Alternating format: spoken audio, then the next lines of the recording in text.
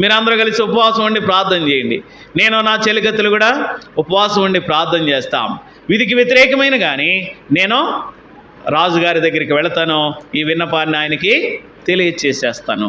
ఆ విధంగా ఈ విశ్వాసయాత్ర అనేటువంటిది విధికి వ్యతిరేకంగా నడిచి వెళ్ళేటువంటి సంగతి. లోకం ఎలాగ వెళ్దామంటే విశ్వాసయాత్ర ఈ విధంగా ఉంటుంది. లేదండి ఏదో లోకంతో కలిసి సాగి వెళ్ళిపోతా భక్తి అనుకుంటా, మరి వాళ్ళేమో పూజ అనుకుంటున్నారు, మేమేం ప్రార్థన అనుకుంటున్నాం, వాళ్ళేమో సోమవారం అనుకుంటున్నారు, మేమేమో ఆదివారం అనుకుంటున్నాం, వాళ్ళేమో ఇంకోటి అనుకుంటున్నారు, మేమేమో ఇంకోటి అనుకుంటున్నాం. ఇదేనా భక్తి యొక్క అనుభవం? లేదే. అదటు ఇది ఇటు, దాని దారే ప్రత్యేకంగా ఉంది. అయితే ఈ శిష్యులైన వారి యొక్క పరిస్థితి ఏంటి? ఇప్పుడు విధికి అనుకూలంగా నడిచి వెళ్ళిపోతున్నారు. యెరూషలేములో ఉంటే శ్రమలు వస్తాయి. యేసుని నమ్మినటువంటి వారిని మరి